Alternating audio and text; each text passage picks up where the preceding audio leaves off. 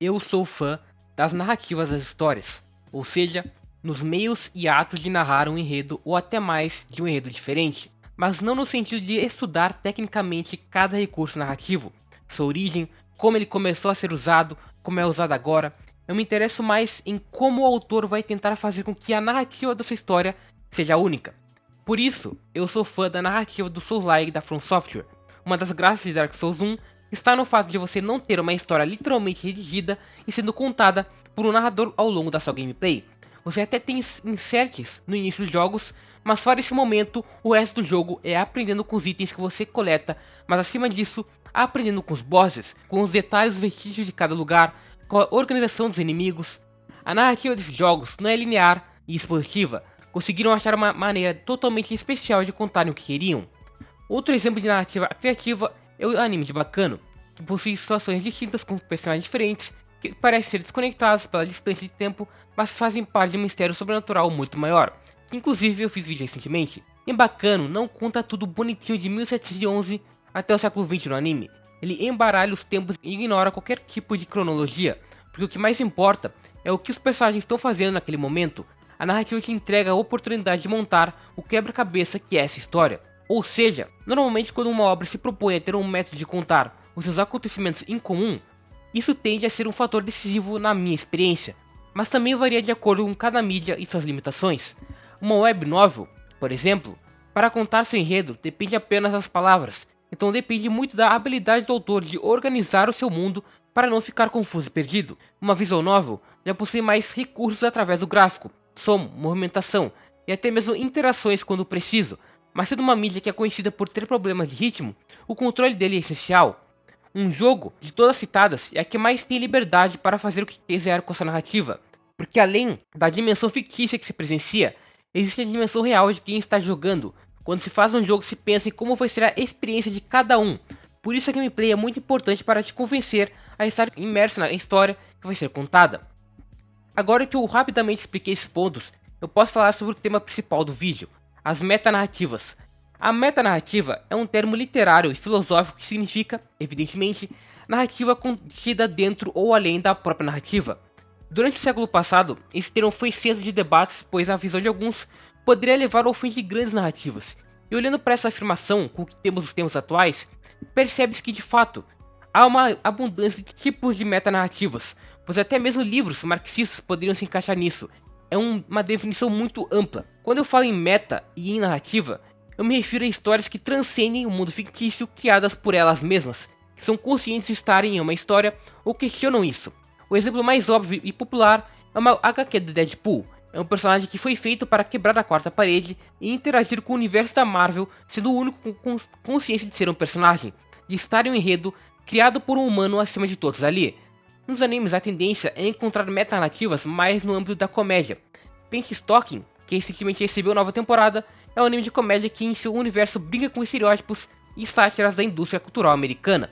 Exo Saga é um anime que parodia várias referências da cultura japonesa, mas além disso, parodia o seu próprio mangá original e autor. Até mesmo o Clube da Luta tem momentos que se encaixam nessa definição, quando o narrador diretamente conversa com a audiência. Porém, quebrar a quarta parede é uma ideia tão legal e inovadora para a época que começou a ser usada, que pelo uso excessivo também começou a saturar. Não é qualquer um que consegue executar uma boa obra que siga isso. As metanarrativas perderam significado, ou ao menos é o que aparenta na superfície, porque existem 3 obras sobre as quais eu vou falar sobre nesse vídeo que conseguem redefinir o significado de ser meta em uma narrativa. Omniscient Reader's Viewpoint é uma web novel que está sendo adaptada em um manhwa em lançamento no momento. Kim Dogja é o protagonista, que vive normalmente como um assalariado comum e é o único leitor de uma novel desconhecida daquele mundo fictício. 3 maneiras para sobreviver ao apocalipse. Ele é o único que sabe tudo sobre aquela obra, e por isso ele é o protagonista dessa história. Durante um dia aleatório, o mundo entra em caos ao esse universo da novel se tornar realidade e Kim ser jogado no cenário de sobrevivência apocalíptica dela, tendo que ajudar os outros humanos a sobreviver por ser o único que sabe o que está acontecendo, ao mesmo tempo que precisa lidar com os diversos personagens originais que ganharam vida. Nesse mundo de manhwas e novels, é bem comum ver histórias que possuem elementos metafísicos, especialmente emulando RPGs.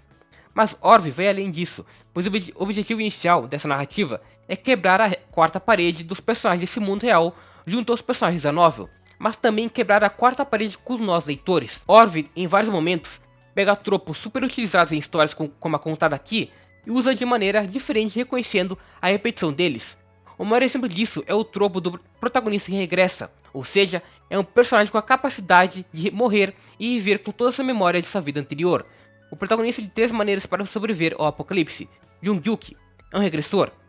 A característica que acompanha personagens desse tipo é serem unidimensionais, porque eles viveram tanto suas vidas que perderam a identidade original. Mas Orv pega essa perda de identidade e trabalha como um problema a ser solucionado ao longo dos acontecimentos, ao invés de manter o personagem estático do início ao fim. Então, o Jung-Yuki, depois de muito tempo com um grupo de amigos do Kim, começa a pouco reganhar sentimentos que ele não tinha. Se aproxima bastante do Kim, pelo protagonista ser o que mais se entende daquela situação. O próprio Kim, em questão de estética, se assemelha bastante com personagens principais de manhwas, obviamente ainda mais as ilustrações do próprio manhwa, que adapta a novel. Ele possui a aparência de um homem bonito, ideal para garotas asiáticas e em vários momentos possui quadros que retratam ele de forma edgy B10. Ele é esse personagem principal overpower devido ao seu conhecimento sobre aquele mundo, mas isso também é subvertido, até de um jeito engraçado, porque o Kim é apelidado de o rei mais feio no mundo de Orv, por causa dos sensores faciais dentro desse mundo que se tornou um jogo, então nem todo mundo via o Kim que a gente como leitor via. Além disso, esses momentos edgy B10 dele são usados pelo autor apenas como uma casca para os problemas internos do personagem. Ele de fato tenta se manter firme, mas na verdade era um humano comum, com problemas de socializar, já que não tinha amigos, problemas familiares na relação com sua mãe, problemas com bullying na escola. Isso vai sendo revelado aos poucos, em momentos que essa casca é rapidamente derrubada, até termos de fato o reencontro com a mãe do personagem. E mesmo assim, em arcos mais pra frente, descobrimos novas informações sobre o Kim. Então ele não é protagonista casca vazia que a história quer que ele aparente ser inicialmente. Enfim, isso é só a superfície da metanarrativa de Orv, porque na verdade, literalmente qualquer elemento que você pensar nessa novel é meta e possui um significado além do aparente. Por exemplo, o Kim Dokja possui a habilidade da quarta parede, que é o que protege ele de dores mentais ou até físicas, é o que permite ver o mundo como uma novel e fugir da realidade. Os momentos que ele precisa encarar seus problemas pessoais são justamente em contato com a quarta parede, indo além dela.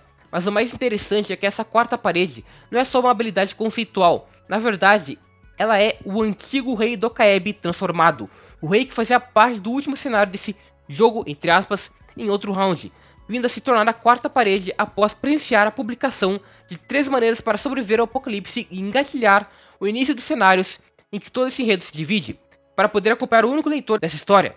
Aqui, as coisas começam a ficar mais complicadas, é um monte de informação ao mesmo tempo, porque como eu só li a novel uma vez até agora, e é muito conceito que começa a ser explicado, é difícil explicar exatamente, mas o que importa são as mensagens temáticas.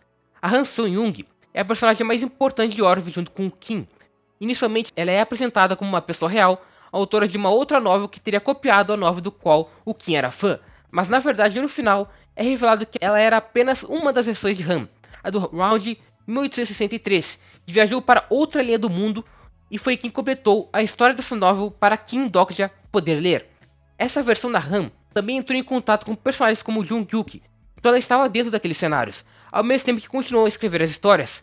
E o motivo para ela escrever é O Sonho Mais Antigo, que aparece como uma constelação que acompanha o Jung-Yuki, mas na verdade é um autor que mantém vivo todo aquele mundo. Tudo que acompanhamos ao longo de centenas de capítulos só aconteceu como um sonho desse ser. E a identidade de ser é do Kim, do protagonista, só que mais jovem, que estava desesperado para ler mais capítulos de maneiras para sobreviver ao apocalipse devido à solidão, assim criando várias timelines e versões que uma outra versão sua poderia participar desses cenários com companheiros. É uma loucura explicar tudo assim rápido, mas resumindo, existe o nosso mundo real, onde existimos e conseguimos ler Orv, que possui um mundo fictício para nós, mas real para eles inicialmente, onde Kim Dokja e outros seus amigos viviam. Esse mundo foi invadido por seres, conceitos e estruturas vindas de um mundo fictício dentro desse mundo já fictício, mas na verdade todo mundo desse mundo fictício misturado era fruto da mente de um ser humano real do mundo fictício original de Orv. Ou seja, existe uma história dentro de uma história que se misturam e na verdade convergem dos mesmos pontos. O conceito de história dessa novel é bem diferente e essencial, pois vários personagens apresentados no cenário são originados por histórias. Nesse universo, O fato de você ter vencido uma luta muito importante, que vai ser lembrada, ou ter possuído feitos extremamente memoráveis anteriormente, como histórias de mitos ou até deuses, é o que permite que nasçam esses personagens. Personagens como o Grande Sábio, que é uma das versões do Wukong, e um dos seres mais poderosos do universo pela lenda da figura de Sun Wukong ter se tornado muito marcante na vida das pessoas. Quanto mais pessoas leram e conheceram sua história, mais forte você é. E é essa a genialidade da metanarrativa dessa obra. Histórias são feitas por autores, mas também por leitores. Uma história só possui a existência reconhecida após ter sido lida por uma pessoa. Não importa se for literalmente a única pessoa na Terra que conhece como era o Qin. Esse leitor importa mais do que tudo. Qin Doxia é a personificação da figura do leitor, ao ponto dele amar mais histórias do que a si mesmo. Ele se sacrifica se tornando o sonho mais antigo para que aquelas histórias continuem existindo. Seus amigos tentam o trazer de volta, criando uma história que tenha um final feliz e seja lida por alguém para assim se tornar realidade e conseguirem se reunir com ele. Mas como eles não conseguem terminar, fiquem aberto para nós leitores de fora terminarmos. Para um personagem de Orv ser um personagem, ele depende de um leitor. No caso do Jun Yuki, ele só se tornou o protagonista da novel por conta do leitor Qin Doxia. E Qin Doxia só se tornou um personagem do mundo real dessa novel porque nós estamos lendo essa história geral. Orv estabelece a importância da relação autor e leitor, na importância que o entendimento do leitor sobre aqueles personagens pode ter na história, diante da sua perspectiva e experiência própria, na importância do objetivo pelo qual o autor decide começar a escrever uma história, e como esse objetivo é validado pelo leitor, ou ganha um novo emaranhado de significados, pois cada leitor pode ter uma interpretação diferente. É fato que existe a verdade do autor sobre uma história e a verdade de um consumidor sobre ela. Mesmo que estudemos ao máximo sobre uma obra, nunca vamos ter completamente compreensão do que o autor queria com ela. E é aqui que eu mudo o foco do vídeo para outra novel. Umineko no Nakoroni é uma visual novel criada por Ryukishi07, dividida em 8 episódios de muitas horas, que também podem ser divididos em 2 segmentos diferentes. Os Question Arcs, 4 primeiros episódios que nos introduzem a premissa, aos personagens e as questões levantadas para serem resolvidas depois, e os Answer Arcs, 4 últimos episódios que a princípio servem para responder às dúvidas levantadas anteriormente e concluírem a grande história. Nós somos introduzidos ao contexto do Battler, que vai se reunir com sua família depois de muitos anos numa reunião que acontecerá na ilha isolada de Hokenjima. Mas em meio ao mistério da situação de Kinzo, membro mais velho da família, e ao mistério deixado no epitáfio do quadro da mansão principal, acontece uma série de assassinatos inexplicáveis que se tornam rumores pro resto do mundo, com sobreviventes variando em cada episódio. Isso porque cada um dos 8 episódios apresenta uma versão diferente do assassinato teoricamente causado pela bruxa dourada Beatrice, e nós conseguimos visitar essas diferentes versões através do metaverso existente acima desses mundos reais apresentados, que fazem parte de um tabuleiro jogado por Beatrice, a vila de tudo isso, e Battler, o único sobrevivente até onde se sabe. Cada episódio gira em torno de um xadrez mental feito entre os dois, com Battler tentando provar que todos os assassinatos podem ser explicados por motivos factíveis e Beatrice contra-argumentando para tentar mostrar que tudo foi feito por magia. Ou seja, a metanarrativa já existe aí. Nós temos um cenário real que na verdade é apenas uma criação de um tabuleiro que está sendo jogado por 2 pessoas em um metaverso que está além desses acontecimentos supostamente físicos. E nesse contexto aparecem muitos elementos que são evidentemente fantasiosos. A Beatrice da perspectiva do Battler, peça do tabuleiro, sim, existe um Battler que está lutando com a Beatrice e outros Battlers que fazem parte do dia a dia do assassinato. Recorrentemente só aparece do nada e desaparece com borboletas douradas. Existem outros seres invocados por ela que representam pecados capitais e possuem armas mágicas, ou até mesmo cabras representando o Beelzebub que também são invocadas. Ou seja, tudo nesses primeiros 4 episódios gira em torno de tentar encontrar explicações para assassinatos absurdos em salas trancadas ou que não possuíam aparentemente ninguém possível para ser responsável, sempre com a ideia de apenas 18 pessoas estarem presentes na ilha. Então, se existisse um assassino real, teria que ser um membro da família. Conectando com o que terminei, falando no segmento anterior sobre Orv, autores e leitores possuem suas próprias verdades. Em Umineko, Battler e Beatrice possuem cada um verdades distintas e eles encaram os acontecimentos através dessas perspectivas, o que altera a forma como a narrativa se comporta na visão de cada um. Então, a Beatrice tenta confundir o Battler com magias que podem ou não ser reais, enquanto o Battler tenta olhar com olhos de quem não acredita nelas para resolver os casos. Enquanto isso, nós lemos o que o autor quer dizer acima dos dois, conseguimos acompanhar as 2 perspectivas para assim conseguirmos sozinhos chegar numa resposta até o final da história. E é aí que entra o que mais tem de criativo na visão nova de Umineko, a verdade absoluta não importa. Essa frase, pra muita gente que leu a obra na época, é um absurdo. Você jogar 80 horas tentando resolver um mistério, enfrentando a dor do protagonista junto com ele, para no final não importar a resposta pro mistério.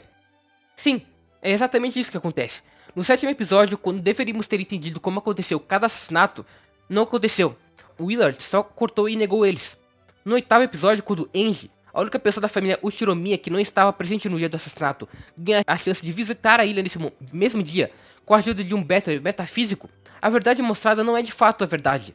O episódio 8 em especial é o mais polêmico, pois ele faz questão de mostrar como uma verdade absoluta não importa, uma vez que a verdade de cada pessoa pode se adaptar suficientemente aos fatos sabidos. O que eu quero dizer com isso é que Ben Castle anteriormente tentou mostrar para Angie uma verdade em Hokkenjima que seus pais seriam os assassinos e consequentemente responsáveis por ela ter vivido uma vida de merda sozinha, sem mais ninguém no mundo. Agora, Better decide mostrar para Angie uma verdade totalmente oposta, em que toda a família Uchiromiya estavam felizes confraternizando, sem as diferenças pessoais apresentadas em outros episódios, sem conflitos, sem assassinatos, o dia perfeito. Mas qual o valor de cada uma dessas verdades? Uma verdade que altera a perspectiva de Angie sobre seus pais, e outra verdade que claramente é uma ilusão de Better, que quer cuidar de sua irmã escondendo dela a verdade trágica desse dia. O valor é você que decide. O valor de uma verdade é decidido pela pessoa que está lendo. O valor da interpretação de uma história é ditado por você. Você pode acreditar em cada uma dessas versões ou das outras apresentadas com outros assassinos. A que mais satisfazer seus sentimentos é a que importa. Eu gosto muito de como o 8º episódio de Umineko trata a reação do mundo exterior ao que aconteceu nesse misterioso massacre. Foram criadas inúmeras versões com base nas poucas informações que conseguiram deixar do que aconteceu na ilha. Por isso, o início de cada episódio é praticamente idêntico, só mudando uma outra perspectiva. É a família se reunindo para resolver problemas familiares com o retorno de Better que havia se separado deles.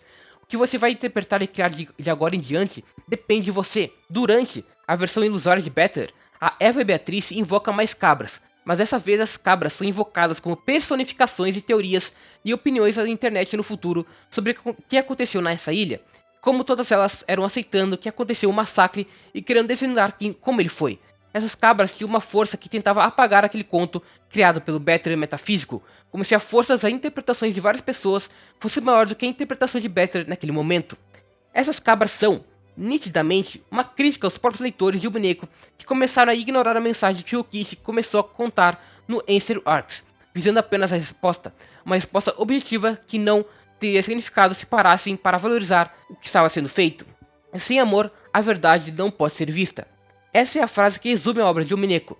O 8º episódio é o mais fantasioso de todos. Você tem literalmente a família Uchiromiya lutando contra Erika, Eva Beatriz e um exército de cabras, fora a luta transcendental entre Lambda Delta e Ben Castle, que são dois seres que transcendem o universo de Umineko e fazem parte de um meta-universo das obras do Ryukishi, uma vez que a Ben seria uma outra versão da Arika de Higurashi e a Lambda uma versão da Satoko. E ainda tinha a Federine, para atrapalhar, que escrevia histórias sobre o massacre de Hokkenjima que vieram a ser os episódios que jogamos, com base nas memórias do Torrian. O Ryukishi fez questão de abandonar completamente a realidade física, para tentar te fazer entender que não importava mais, de fato, explicar tudo, só sentir. Nós humanos possuímos a tendência de sempre pensar na pior possibilidade possível para os acontecimentos, sendo que às vezes, pensar com amor simplesmente faz melhor. A Angie finalmente entende isso, e o motivo pro Better ter feito essa ilusão. O final de Umineko possui uma escolha: magia ou truque. Você precisa responder se manter a firmeza de que literalmente nada de magia existe, ou se isso simplesmente não importa e prefere acreditar. Umineko também ressalta bastante a importância das memórias para moldar a identidade de alguém, através do Better e sua amnésia que levaram-no a se tornar Torrian.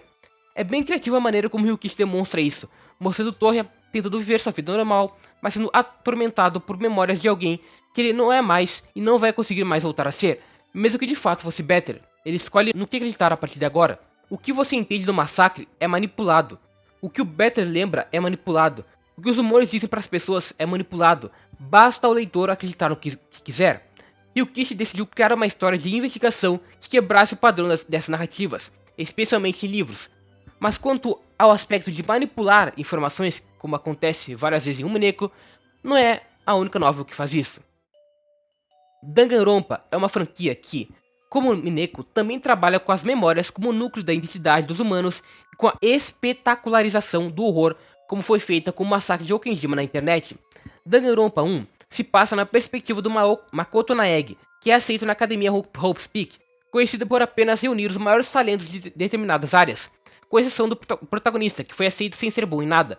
Porém, ele descobre que na verdade foi enviado para uma prisão onde é obrigado a participar de um death game com outros alunos, precisando matar para viver e tentando escapar dos trials sem ser descoberto. O segundo jogo se passa na perspectiva do Hajime Hinata. Se passa num cenário parecido, agora numa ilha onde também ingressou para estudar na Hope's Peak, até ter a paz atrapalhada pelo Monokuma que avisa sobre o Death Game. Esse jogo é uma continuação do primeiro, já o terceiro jogo é algo à parte, mesmo que mantenha a mesma premissa, agora da perspectiva do Shuichi. Danganronpa V3 é o que importa para esse vídeo. A franquia no geral trabalha com a manipulação de memórias. Basicamente em cada jogo os personagens possuem memórias alteradas para não lembrarem do seu verdadeiro passado e serem levados ao Death Game. Por isso um dos principais pontos dos jogos é a perda de identidade que leva os alunos à loucura.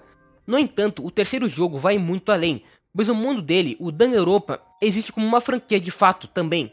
Os próprios alunos que agora estão participando não se lembram, mas eram fãs desse reality show, que nesse mundo também era violento e resumido a assassinatos. Com isso, o Kodaka mostra que é uma situação de espetacularização da violência no mundo distópico, onde cada vez mais a violência é tratada como diversão por pessoas que assistem filmes slasher, por exemplo, ou gore. E reality shows cada vez mais fazem parte do dia a dia das pessoas, já que os espectadores acabam se apegando ao acompanhar por tanto tempo as pessoas. Danganronpa V3 se passa no futuro, que a humanidade se tornou tão sádica e dependente de entretenimento que ambos os sentimentos se juntaram, ao ponto dos próprios fãs sofrerem com isso em um looping. No final do V3, acontece a revelação de que os jogos anteriores eram simplesmente ficção criada nesse mundo e o jogo retrata os fãs como sádicos, tanto que os personagens restantes são obrigados a escolher perder. Pois se o jogo terminasse com a vitória da esperança, as histórias sobre esperança vencendo o desespero continuariam. Se o desespero vencesse, no futuro fariam sequências para a esperança vencer novamente. Ou seja, de qualquer jeito, a matança continuaria, porque os humanos querem, de jeito meta para os próprios fãs da franquia no mundo real. Danganronpa é um jogo sádico que criou uma fanbase gigante que se desesperava por continuações e spin-offs. Existe a meta-narrativa do jogo, que supostamente era real, e na verdade era uma ficção para fãs do mundo real de Danganronpa. Existe a meta-narrativa desses fãs representarem os fãs do nosso mundo real, e existe a meta-narrativa do mundo criado para aqueles personagens. Digo isso porque existe a narrativa da Kaede, do Shuichi, do Kokichi como pessoas normais que eram fãs e se inscreveram pro reality show. Depois existia a narrativa do Projeto Gopher, um passado fabricado que todos compartilhariam, sendo um projeto para salvar humanos especiais da destruição da Terra, levando eles para o espaço, além do passado fabricado pessoal de cada um. O Shuichi, por exemplo, acreditava ser sobrinho de um detetive e trabalhar ajudando ele, assim se tornando bom investigando como se tornou. Até mesmo os seus talentos especiais eram fabricados para atender às expectativas da população. Um personagem que simboliza perfeitamente o tema de Danganronpa V3 e da franquia como um todo é o Kokichi, porque de todos ele é o mais difícil de ser compreendido.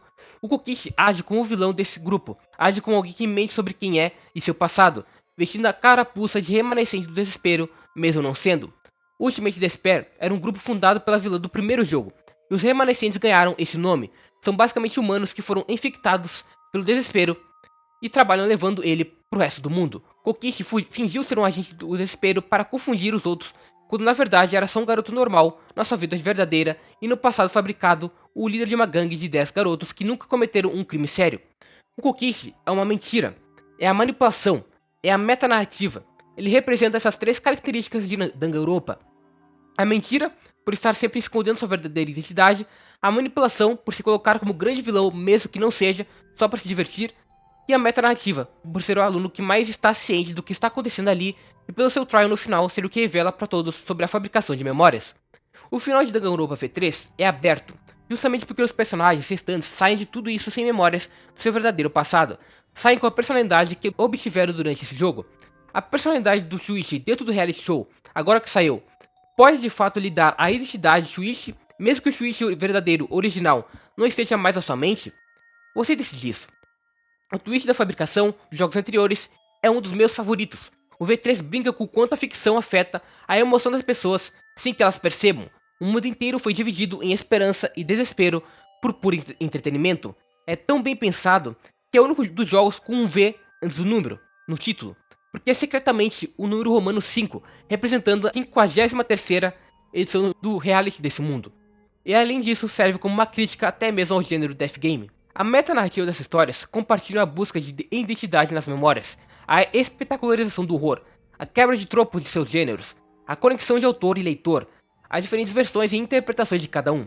Eu amo Orv, Umineko e Danganronpa V3 pela maneira como suas histórias dizem tanto sobre as nossas experiências como consumidores. Além disso, ao entrar no âmbito de importância da interpretação do autor e do leitor, a gente acaba indo para discussões como o que é um autor do Foucault ou a morte do autor do Barthes.